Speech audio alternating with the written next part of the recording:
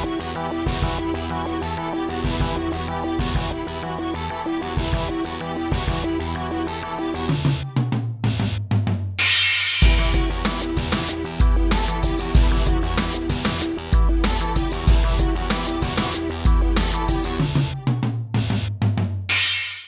Radio USA ਸੁਣ ਰਹੇ ਸਾਰੇ ਸਰੋਤਿਆਂ ਨੂੰ ਮੇਰੇ ਜਗਮੋਹਨ ਸਿੰਘ ਵੱਲੋਂ ਪਿਆਰ ਭਰੀ ਸਤਿ ਸ਼੍ਰੀ ਅਕਾਲ।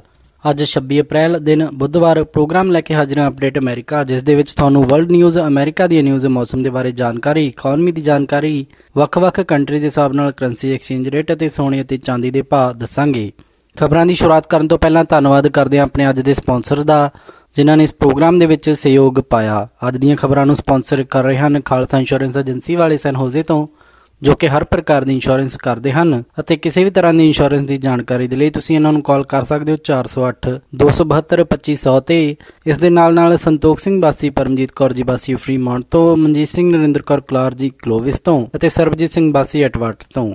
ਜੇਕਰ ਤੁਸੀਂ ਵੀ ਪੰਜਾਬੀ ਰੇਡੀਓ USA ਦੇ ਕਿਸੇ ਵੀ ਪ੍ਰੋਗਰਾਮ ਨੂੰ ਸਪਾਂਸਰ ਕਰਨਾ ਚਾਹੁੰਦੇ ਹੋ ਤਾਂ ਤੁਸੀਂ ਕਾਲ ਕਰ ਸਕਦੇ ਹੋ 408 722 7698 ਤੇ, ਜਾਂ ਫਿਰ ਈਮੇਲ ਕਰ ਸਕਦੇ ਹੋ ਸਾਡੇ ਈਮੇਲ ਐਡਰੈਸ info@punjabiradiousa.com ਤੇ। ਹੁਣ ਵੱਧਦੇ ਹਾਂ ਖਬਰਾਂ ਦੇ ਵੱਲ। ਸਭ ਤੋਂ ਪਹਿਲਾਂ ਚੋਣਵੀਆਂ ਖਬਰਾਂ।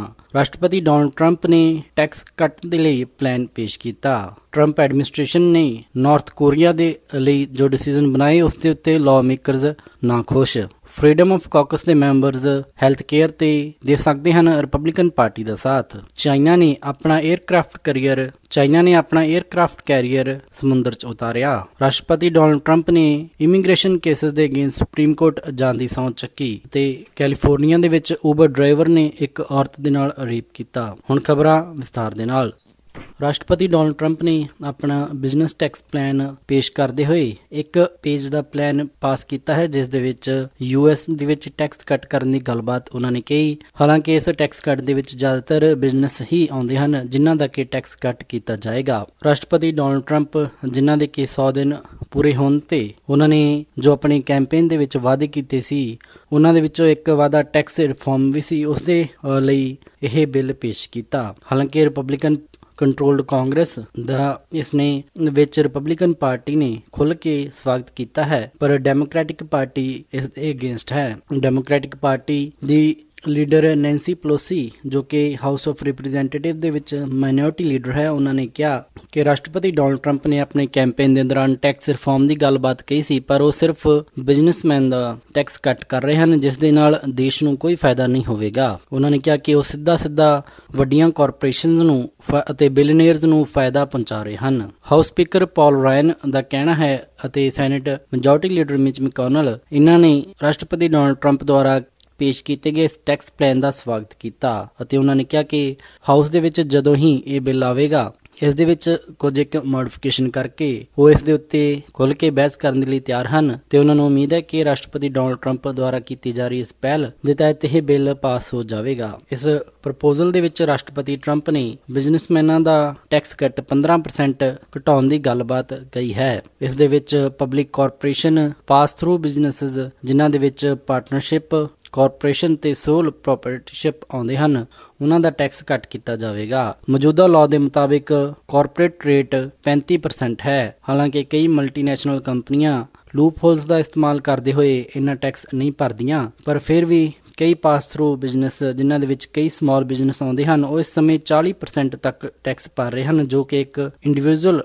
ਰੇਟ ਪੇ ਵੀ ਹੈ। ਇੱਕ ਇੰਡੀਵਿਜੂਅਲ ਟੈਕਸ ਵੀ ਤਕਰੀਬਨ 40% ਦੇ ਨਜ਼ਦੀਕ ਟੈਕਸ ਭਰਦਾ ਹੈ। ਰਾਸ਼ਟਰਪਤੀ ਡੋਨਾਲਡ ਟਰੰਪ ਨੇ ਇਸ ਦੇ ਵਿੱਚ ਬਿਜ਼ਨਸ ਨੂੰ, ਸਮਾਲ ਬਿਜ਼ਨਸ ਨੂੰ ਕਾਫੀ ਟੈਕਸ ਰਿਆਇਤ ਦੇਣ ਦੀ ਗੱਲਬਾਤ ਕੀਤੀ ਹੈ। ਇਸ ਦੇ ਨਾਲ US ਦੇ ਵਿੱਚ ਇੰਪੋਰਟ ਕੀਤੀਆਂ ਜਾਣ ਵਾਲੀਆਂ ਚੀਜ਼ਾਂ ਦੇ ਉੱਤੇ ਇੰਪੋਰਟ ਟੈਕਸ ਵਧਾਇਆ ਜਾਏਗਾ, ਜਿੱਥੇ ਕਿ ਰਾਸ਼ਟਰਪਤੀ Donald Trump made in USA ਦੀ ਗੱਲ ਕਰਦੇ ਹਨ ਅਤੇ ਉਹਨਾਂ ਦਾ ਕਹਿਣਾ ਹੈ ਕਿ ਜੋ US ਚੀਜ਼ਾਂ ਬਾਹਰਲੇ ਦੇਸ਼ਾਂ ਤੋਂ ਇੰਪੋਰਟ ਕਰਦਾ ਹੈ, ਉਹਨਾਂ ਤੇ ਟੈਕਸ ਵਧਾ ਕੇ ਕੰਪਨੀਜ਼ ਨੂੰ ਫੋਰਸ ਕੀਤਾ ਜਾਏਗਾ ਕਿ ਉਹ US ਦੇ ਵਿੱਚ ਹੀ ਮੈਨੂਫੈਕਚਰਿੰਗ ਕਰਨ। ਅਗਲੀ ਵਾਰੀ ਨਾਰਥ ਕੋਰੀਆ ਤੋਂ ਖਬਰ ਦੇ ਮੁਤਾਬਿਕ ਟਰੰਪ ਐਡਮਿਨਿਸਟ੍ਰੇਸ਼ਨ ਤੋਂ ਲਾਅ ਮੇਕਰਜ਼ ਨੇ ਨਾਰਥ ਕੋਰੀਆ ਦੇ ਹਾਲਾਤ ਦੇਖਦੇ ਹੋਏ ਕਈ ਸਵਾਲ ਪੁੱਛੇ, ਜਿਸ ਦੇ ਵਿੱਚ ਟਰੰਪ ਐਡਮਿਨਿਸਟ੍ਰੇਸ਼ਨ ਨੇ ਕਿਹਾ ਕਿ ਉਹ ਨਾਰਥ ਕੋਰੀਆ ਨੂੰ ਲੈ ਕੇ ਵਾਜਿਬ ਕਦਮ ਚੱਕ ਰਹੇ ਹਨ, ਜਿਸ ਦੇ ਵਿੱਚ ਡਿਪਲੋਮੈਟਿਕ ਅਤੇ ਹੋਰ ਕਈ ਤਰੀਕਿਆਂ ਦੇ ਨਾਲ ਨਾਰਥ ਕੋਰੀਆ ਦੇ ਉੱਤੇ ਪ੍ਰੈਸ਼ਰ ਪਾ ਕੇ ਉਹਨਾਂ ਤੋਂ ਪਰਮਾਣੂ ਪ੍ਰੀਖਣ ਰੋਕਣ ਅਤੇ ਇਸ ਦੇ ਨਾਲ ਹੋਰ ਦੂਸਰੀਆਂ ਬੈਲਿਸਟਿਕ ਮਿਜ਼ਾਈਲ ਦਾ ਪ੍ਰੀਖਣ ਰੋਕਣ ਦੀ ਗੱਲਬਾਤ ਕਹੀ। ਟਰੰਪ ਐਡਮਿਨਿਸਟ੍ਰੇਸ਼ਨ ਨੇ ਕਿਹਾ ਕਿ ਉਹ ਮਿਲਟਰੀ ਆਪਸ਼ਨ ਦੇ ਬਾਰੇ ਵੀ ਸੋਚ ਰਹੇ ਹਨ।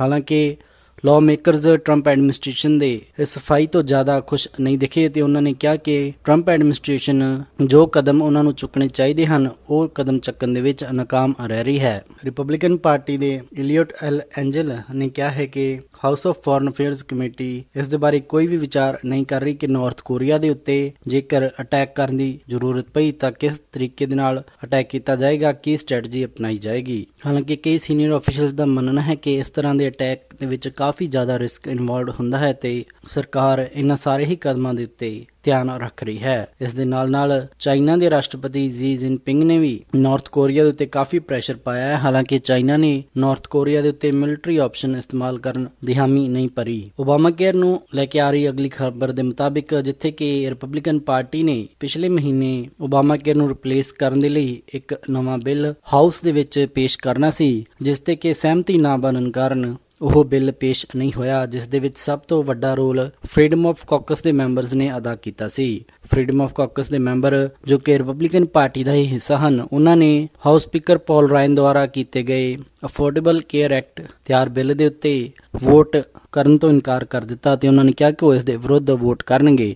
ਜੇਕਰ ਇਸ ਦੀ ਹਾਂ ਦੇ ਵਿੱਚ ਵੋਟ ਕਰਾਉਣੀ ਹੈ ਤਾਂ ਉਸ ਦੇ ਵਿੱਚ ਕਈ ਚੇਂਜਸ ਕਰਨੀਆਂ ਹੋਣਗੀਆਂ। ਇਸ ਤੋਂ ਬਾਅਦ ਦੇ ਵਿੱਚ ਰਾਸ਼ਟਰਪਤੀ Donald Trump freedom of caucus member ਦੇ ਖਿਲਾਫ ਕਈ ਕੁਝ ਬੋਲੇ ਸਨ। ਹਾਲਾਂਕਿ ਹੁਣ ਆ ਰਹੀਆਂ ਖਬਰਾਂ ਦੇ ਮੁਤਾਬਿਕ ਫਰੀडम ਆਫ ਕਾਕਸ ਦੇ ਮੈਂਬਰ ਕਈ ਕੁਝ ਹੱਦ ਤੱਕ ਇਸ ਦੇ ਉੱਤੇ ਯੈਸ ਦੇ ਉੱਤੇ ਵੋਟ ਕਰਨ ਨੂੰ ਤਿਆਰ ਹੋ ਚੁੱਕੇ ਹਨ। ਇਸ ਤੋਂ ਪਹਿਲਾਂ ਰਾਸ਼ਟਰਪਤੀ ਡੋਨਲਡ ਟਰੰਪ ਨੇ ਕਿਹਾ ਸੀ ਕਿ ਉਹ ਜਲਦ ਹੀ ਹਾਊਸ ਦੇ ਵਿੱਚ ਨਵਾਂ ਬਿੱਲ ਲਿਆਉਣ ਦੀ ਤਿਆਰੀ ਕਰਨਗੇ, ਜਿਸ ਦੇ ਨਾਲ ਕਿ ਓਬਾਮਾ ਕੇਅਰ ਨੂੰ ਰੀਪੀਲ ਅਤੇ ਰਿਪਲੇਸ ਕੀਤਾ ਜਾ ਸਕੇ।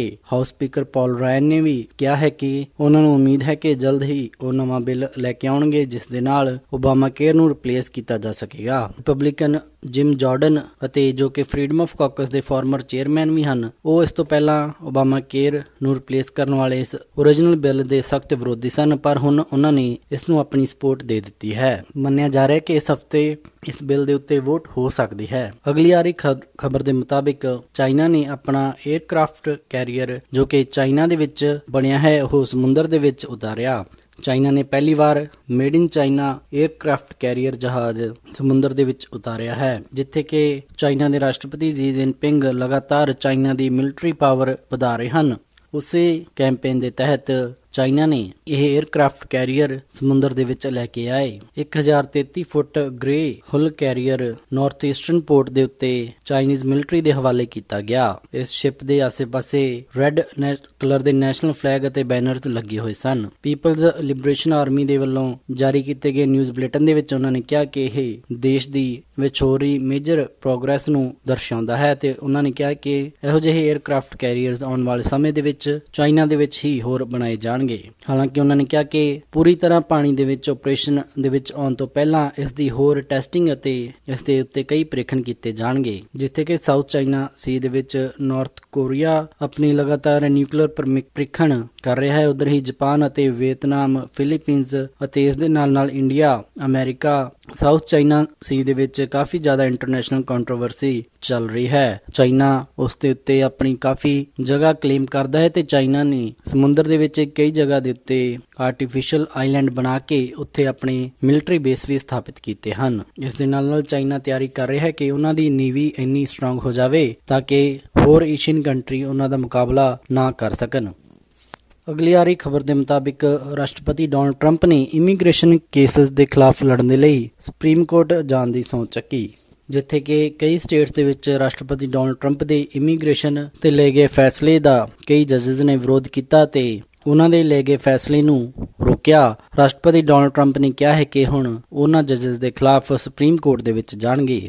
ਰਾਸ਼ਟਰਪਤੀ ਡੋਨਲਡ ਟਰੰਪ ਦੁਆਰਾ ਕੀਤੇ ਗਏ ਟਰੈਵਲ ਬੈਨ ਨੂੰ 2 ਵਾਰ ਸਟੇਟਸ ਦੇ ਵਿੱਚ ਫੈਡਰਲ ਜੱਜਸ ਨੇ ਰੋਕਿਆ ਹੈ, ਜਿਨ੍ਹਾਂ ਦੇ ਵਿੱਚ ਹਵਾਈ, ਕੈਲੀਫੋਰਨੀਆ, ਵਾਸ਼ਿੰਗਟਨ, ਮਿਨਸੋਟਾ ਆਦਿ ਸਟੇਟਸ ਆਉਂਦੀਆਂ ਹਨ। ਰਾਸ਼ਟਰਪਤੀ ਡੋਨਲਡ ਟਰੰਪ ਨੇ ਟਵਿੱਟਰ ਦੇ ਉੱਤੇ ਲਿਖਦੇ ਹੋਏ ਕਿਹਾ ਕਿ ਪਹਿਲਾਂ 9th ਸਰਕਿਟ ਰੂਲਸ ਅਤੇ ਉਸ ਤੋਂ ਬਾਅਦ ਦੇ ਵਿੱਚ ਸੈਂਕਚੁਰੀ ਸਿਟੀਜ਼ ਦੋਨੇ ਹੀ ਇਲੀਗਲ ਇਮੀਗ੍ਰੇਸ਼ਨ ਨੂੰ ਸਪੋਰਟ ਕਰ ਰਹੀਆਂ ਹਨ ਅਤੇ ਉਹਨਾਂ ਨੇ ਇਸ ਦੇ ਨਾਲ ਇਹ ਕਿਹਾ ਕਿ ਉਹ ਉਹਨਾਂ ਨੂੰ ਹੁਣ ਸੁਪਰੀਮ ਕੋਰਟ ਦੇ ਵਿੱਚ ਦੇਖਣਗੇ। ਜਦੋਂ ਉਹਨਾਂ ਤੋਂ ਪੁੱਛਿਆ ਗਿਆ ਕਿ 9th ਸਰਕਿਟ ਦੇ ਵਿੱਚ ਆਏ ਫੈਸਲੇ ਤੋਂ ਕੀ ਉਹ ਸਰਪ੍ਰਾਈਜ਼ ਹੋਏ ਹਨ ਤਾਂ ਰਾਸ਼ਟਰਪਤੀ ਡੋਨਲਡ ਟਰੰਪ ਨੇ ਕਿਹਾ ਕਿ ਉਹ 9th ਸਰਕਿਟ ਦੇ ਫੈਸਲੇ ਤੋਂ ਕਦੇ ਵੀ ਸਰਪ੍ਰਾਈਜ਼ ਨਹੀਂ ਹੁੰਦੇ, ਪਰ ਹੁਣ ਉਹ ਉਹਨਾਂ ਨੂੰ ਸੁਪਰੀਮ ਕੋਰਟ ਦੇ ਵਿੱਚ ਦੇਖਣਗੇ। ਹਾਲਾਂਕਿ ਰਾਸ਼ਟਰਪਤੀ ਡੋਨਲਡ ਟਰੰਪ ਨੂੰ ਇਸ ਦੇ ਬਾਰੇ ਇੰਨਾ ਸਾਫ਼ ਨਹੀਂ ਹੈ ਕਿ ਉਹਨਾਂ ਦਾ ਸੈਂਚੁਰੀ ਸਿਟੀਜ਼ ਵਾਲਾ ਕੋਰਟ ਕੇਸ ਕਿਸ ਕੋਰਟ ਦੇ ਵਿੱਚ ਦੇਖਿਆ ਗਿਆ। United States court of appeals for 9th circuit ਨੇ ਇਹਨਾਂ ਦਾ ਸੈਂਚੁਰੀ ਸਿਟੀਜ਼ ਵਾਲਾ ਕੇਸ ਨਹੀਂ ਦੇਖਿਆ ਹੈ। ਨਾਰਮਲ ਪ੍ਰੋਸੀਜਰ ਦੇ ਤਹਿਤ ਡਿਸਟ੍ਰਿਕਟ ਕੋਰਟ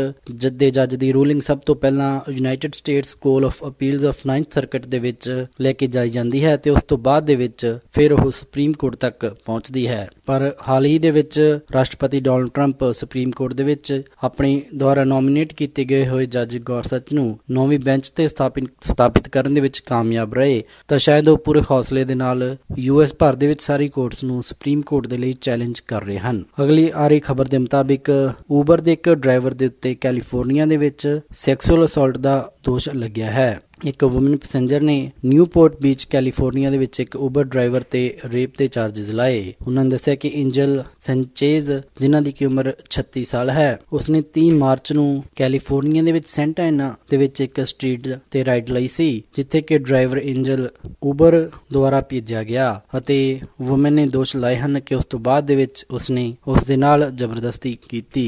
ਊਬਰ ਕੰਪਨੀ ਦੇ ਸਪੋਕਸਮੈਨ ਨੇ ਕਿਹਾ ਹੈ ਕਿ ਉਹ ਲਾਅ ਐਨਫੋਰਸਮੈਂਟ ਏਜੰਸੀਜ਼ ਦੇ ਨਾਲ ਕੰਮ ਕਰ ਰਹੇ ਹਨ ਤੇ ਇਸ ਜਾਂਚ ਦੇ ਵਿੱਚ ਪੂਰਾ ਸਹਿਯੋਗ ਅਥਾਰਟੀਜ਼ ਦਾ ਦੇ ਰਹੇ ਹਨ। ਇਹ ਸਨ ਅੱਜ ਦੀਆਂ ਕੁਝ ਖਾਸ ਖਬਰਾਂ। ਹੁਣ ਵਧਦੇ ਹਾਂ ਮੌਸਮ ਦੀ ਜਾਣਕਾਰੀ ਦੇ ਵੱਲ। ਵੀਰਵਾਰ ਨੂੰ ਸੈਨ ਹੋਜ਼ੇ ਦੇ ਵਿੱਚ ਹਾਈ ਟੈਂਪਰੇਚਰ ਰਹੇਗਾ 70 ਡਿਗਰੀ ਅਤੇ ਰਾਤ ਨੂੰ ਲੋ ਟੈਂਪਰੇਚਰ 50 ਡਿਗਰੀ। ਸੈਨ ਫਰਾਂਸਿਸਕੋ ਦੇ ਵਿੱਚ 65 ਡਿਗਰੀ ਹਾਈ ਅਤੇ ਰਾਤ ਨੂੰ 52 ਡਿਗਰੀ ਲੋ। ਯੂਬਾ ਸਿਟੀ ਦੇ ਵਿੱਚ 74 ਡਿਗਰੀ ਹਾਈ ਅਤੇ ਰਾਤ ਨੂੰ 52 ਡਿਗਰੀ ਲੋ। ਸਟਾਕਟਨ ਦੇ ਵਿੱਚ 75 ਡਿਗਰੀ ਹਾਈ ਅਤੇ ਰਾਤ ਨੂੰ 52 ਡਿਗਰੀ ਲੋ। ਟ੍ਰੇਸੀ ਦੇ ਵਿੱਚ 75 ਡਿਗਰੀ ਹਾਈ ਅਤੇ ਰਾਤ ਨੂੰ 53 ਡਿਗਰੀ ਲੋ। ਮੋਡੈਸਟੋ ਦੇ ਵਿੱਚ 76 ਡਿਗਰੀ ਹਾਈ ਅਤੇ ਰਾਤ ਨੂੰ 54 ਡਿਗਰੀ ਲੋ। ਫ੍ਰੈਜ਼ਨੋ ਦੇ ਵਿੱਚ 77 ਡਿਗਰੀ ਹਾਈ ਅਤੇ ਰਾਤ ਨੂੰ 51 ਡਿਗਰੀ ਲੋ। ਬੇਕਰਫੀਲਡ ਦੇ ਵਿੱਚ 78 ਡਿਗਰੀ ਹਾਈ ਅਤੇ ਰਾਤ ਨੂੰ 54 ਡਿਗਰੀ ਲੋ। ਲਾਸ ਐਂਜਲਸ ਦੇ ਵਿੱਚ 83 ਡਿਗਰੀ ਹਾਈ ਅਤੇ ਰਾਤ ਨੂੰ 61 ਡਿਗਰੀ ਲੋ। ਟਰਕੀ ਦੇ ਵਿੱਚ 52 ਡਿਗਰੀ ਹਾਈ ਅਤੇ ਰਾਤ ਨੂੰ 25 ਡਿਗਰੀ ਲੋ। ਸਾਊਥ ਲੇਕ ਟਾਓ ਦੇ ਵਿੱਚ 54 ਡਿਗਰੀ ਹਾਈ ਅਤੇ ਰਾਤ ਨੂੰ 28 ਡਿਗਰੀ ਲੋ। ਪੋਰਟਲੈਂਡ ਓਰੇਗਨ ਦੇ ਵਿੱਚ 56 ਡਿਗਰੀ ਹਾਈ ਅਤੇ ਰਾਤ ਨੂੰ 40 ਡਿਗਰੀ ਲੋ। ਸੀਐਟਲ ਦੇ ਵਿੱਚ 55 ਡਿਗਰੀ ਹਾਈ ਅਤੇ ਰਾਤ ਨੂੰ 41 ਡਿਗਰੀ ਲੋ। ਫਲੈਗਸਟਾਫ ਐਰੀਜ਼ੋਨਾ ਦੇ ਵਿੱਚ 66 ਡਿਗਰੀ ਹਾਈ ਅਤੇ ਰਾਤ ਨੂੰ 33 ਡਿਗਰੀ ਲੋ। ਸਾਲਟ ਲੇਕ ਸਿਟੀ ਯੂਟਾ ਦੇ ਵਿੱਚ 48 ਡਿਗਰੀ ਹਾਈ ਅਤੇ ਰਾਤ ਨੂੰ 35 ਡਿਗਰੀ ਲੋ। ਨਿਊਯਾਰਕ ਦੇ ਵਿੱਚ 65 ਡਿਗਰੀ ਹਾਈ ਅਤੇ ਰਾਤ ਨੂੰ 55 ਡਿਗਰੀ ਲੋ। ਸ਼ਿਕਾਗੋ ਦੇ ਵਿੱਚ 54 ਡਿਗਰੀ ਹਾਈ ਅਤੇ ਰਾਤ ਨੂੰ 44 ਡਿਗਰੀ ਲੋ। ਟੋਰਾਂਟੋ ਕੈਨੇਡਾ ਦੇ ਵਿੱਚ 16 ਡਿਗਰੀ ਸੈਲਸੀਅਸ ਹਾਈ ਅਤੇ ਰਾਤ ਨੂੰ 7 ਡਿਗਰੀ ਸੈਲਸੀਅਸ ਲੋ। ਵਿਨੀਪੈਗ ਦੇ ਵਿੱਚ 4 ਡਿਗਰੀ ਸੈਲਸੀਅਸ ਹਾਈ ਅਤੇ ਰਾਤ ਨੂੰ -3 ਡਿਗਰੀ ਸੈਲਸੀਅਸ ਲੋ। ਕੈਲਗਰੀ ਦੇ ਵਿੱਚ 6 ਡਿਗਰੀ ਸੈਲਸੀਅਸ ਹਾਈ ਅਤੇ ਰਾਤ ਨੂੰ -3 ਡਿਗਰੀ ਸੈਲਸੀਅਸ ਲੋ। ਵੈਨਕੂਵਰ ਦੇ ਵਿੱਚ 12 ਡਿਗਰੀ ਸੈਲਸੀਅਸ ਹਾਈ ਅਤੇ ਰਾਤ ਨੂੰ 4 ਡਿਗਰੀ ਸੈਲਸੀਅਸ ਲੋ। ਪੰਜਾਬ ਅੰਮ੍ਰਿਤਸਰ ਦੇ ਵਿੱਚ 38 ਡਿਗਰੀ ਸੈਲਸੀਅਸ ਹਾਈ ਅਤੇ ਰਾਤ ਨੂੰ 21 ਡਿਗਰੀ ਸੈਲਸੀਅਸ ਲੋ। ਮੈਲਬਨ ਆਸਟ੍ਰੇਲੀਆ ਦੇ ਵਿੱਚ 18 ਡਿਗਰੀ ਸੈਲਸੀਅਸ ਹਾਈ ਅਤੇ ਰਾਤ ਨੂੰ 13 ਡਿਗਰੀ ਸੈਲਸੀਅਸ ਲੋ। ਲੰਡਨ ਦੇ ਵਿੱਚ 11 ਡਿਗਰੀ ਸੈਲਸੀਅਸ ਹਾਈ ਅਤੇ ਰਾਤ ਨੂੰ 4 ਡਿਗਰੀ ਸੈਲਸੀਅਸ ਲੋ। ਬਰਲਿਨ ਜਰਮਨੀ ਦੇ ਵਿੱਚ 13 ਡਿਗਰੀ ਸੈਲਸੀਅਸ ਹਾਈ ਅਤੇ ਰਾਤ ਨੂੰ 3 ਡਿਗਰੀ ਸੈਲਸੀਅਸ ਲੋ। ਅਤੇ ਫਰਾਂਸ ਪੈਰਿਸ ਦੇ ਵਿੱਚ 14 ਡਿਗਰੀ ਸੈਲਸੀਅਸ ਹਾਈ ਅਤੇ ਰਾਤ ਨੂੰ 3 ਡਿਗਰੀ ਸੈਲਸੀਅਸ ਲੋ ਰਹੇਗਾ। ਇਹ ਸੀ ਮੌਸਮ ਦੀ ਜਾਣਕਾਰੀ। ਹੁਣ ਵਧਦੇ ਹਾਂ ਸਟਾਕ ਮਾਰਕੀਟ ਦੀ ਇਨਫੋਰਮੇਸ਼ਨ ਦੇ ਵੱਲ। ਬੁੱਧਵਾਰ ਨੂੰ ਕਲੋਜ਼ਿੰਗ ਦੇ ਸਮੇਂ ਡਾਓ ਜੋਨਸ 21 ਅੰਕਾਂ ਦੀ ਗਿਰਾਵਟ ਦੇ ਨਾਲ 20,975 ਤੇ ਬੰਦ ਹੋਇਆ। ਨੈਸਡੈਕ 6025 ਤੇ ਬੰਦ ਹੋਇਆ। S&P 1 ਅੰਕ ਦੀ ਗਿਰਾਵਟ ਦੇ ਨਾਲ 2387.45 ਤੇ ਬੰਦ ਹੋਇਆ। ਵਿਲਸ਼ਾਇਰ 5000 5 ਅੰਕ ਵੱਧ ਕੇ 24,949.21 ਤੇ ਬੰਦ ਹੋਇਆ। ਅੱਜ ਦਾ ਸਭ ਤੋਂ ਮਸ਼ਹੂਰ ਸਟਾਕ ਟਵਿੱਟਰ ਦਾ ਰਿਹਾ, ਜਿਸ ਦੀ ਕੀਮਤ 15.85 ਰਹੀ। ਕਰੰਸੀ ਐਕਸਚੇਂਜ ਰੇਟ ਦੇ ਵਿੱਚ ਇੱਕ US ਡਾਲਰ ਦੀ ਕੀਮਤ ਰਹੀ 64 ਰੁਪਏ 8 ਪੈਸੇ, ਕੈਨੇਡੀਅਨ ਡਾਲਰ ਦੀ ਕੀਮਤ ਰਹੀ 47 ਰੁਪਏ 1 ਪੈਸੇ, ਬ੍ਰਿਟਿਸ਼ ਪਾਉਂਡ ਦੀ ਕੀਮਤ ਰਹੀ 82 ਰੁਪਏ 41 ਪੈਸੇ, ਇੱਕ ਯੂਰੋ ਦੀ ਕੀਮਤ ਰਹੀ 69 ਰੁਪਏ 95 ਪੈਸੇ, ਇੱਕ ਆਸਟ੍ਰੇਲੀਅਨ ਡਾਲਰ ਦੀ ਕੀਮਤ ਰਹੀ 47 ਰੁਪਏ 90 ਪੈਸੇ, ਇੱਕ ਨਿਊਜ਼ੀਲੈਂਡ ਡਾਲਰ ਦੀ ਕੀਮਤ ਰਹੀ 45 ਰੁਪਏ 85 ਪੈਸੇ, ਇੱਕ ਸਿੰਗਾਪੁਰ ਡਾਲਰ ਦੀ ਕੀਮਤ ਰਹੀ 46 ਰੁਪਏ 25 ਪੈਸੇ, ਇੱਕ ਬਹਿਰੀਨੀ ਦਿਨਾਰ ਦੀ ਕੀਮਤ ਰਹੀ 169 ਰੁਪਏ 96 ਪੈਸੇ, ਇੱਕ ਕੁਵੈਤੀ ਦਿਨਾਰ ਦੀ ਕੀਮਤ ਰਹੀ 210 ਰੁਪਏ 56 ਪੈਸੇ।